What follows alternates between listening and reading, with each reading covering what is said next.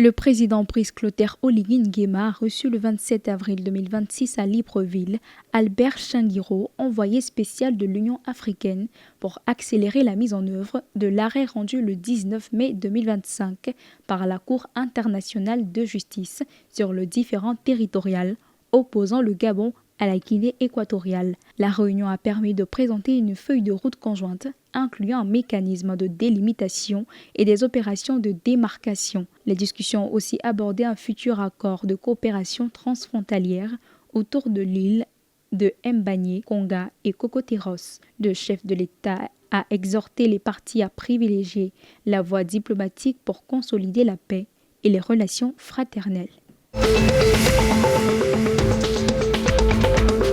La République démocratique du Congo a lancé le 27 avril 2026 à Kinshasa le processus d'alignement de ses politiques nationales sur les protocoles de la SADC.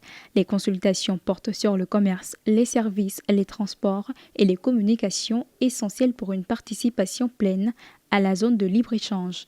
Le ministre de l'Intégration régionale, Floribert Anzoulouni, a réaffirmé l'engagement du pays à harmoniser ses politiques avec les normes régionales. La secrétaire exécutive adjointe de la SADC, Angèle Makambo Ntouma, a salué un tournant vers la mise en œuvre effective.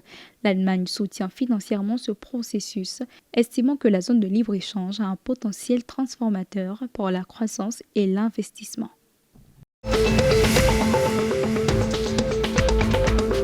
Nommé par décret présidentiel le 24 avril 2026, Urbain Fiacre Oppo prend les rênes du ministère des Industries minières et de la Géologie. Ancien directeur des mines, il promet de poursuivre les projets engagés tout en apportant une nouvelle dynamique. Lors de la passation des services, il a salué la confiance des autorités à affirmer vouloir servir la nation avec efficacité. Expert reconnu du secteur, il entend valoriser les ressources minières du pays.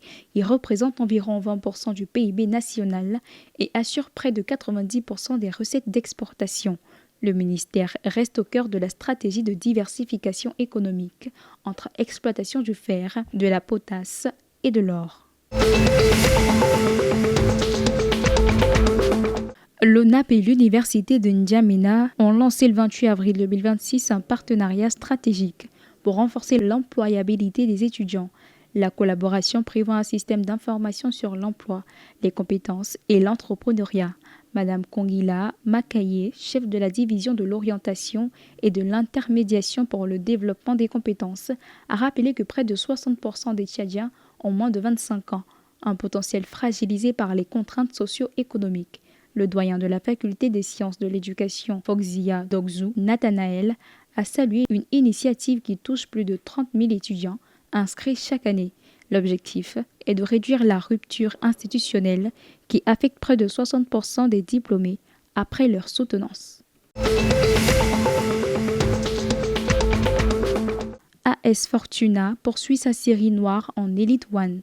Battu 4-0 le 27 avril 2026 au stade de Bamenzi par l'Éco Royal de la Médoie, le club de Mfou reste avant-dernier avec 12 points. Créole Imélé a ouvert le score avant que Romuald Gazak et Blaise Ndi Forchou, auteur d'un doublé. Morel Fimbo et ses coéquipiers n'ont jamais trouvé de repère face à l'efficacité d'El Pacha. El Pacha grimpe ainsi à la 11e place avec 16 points.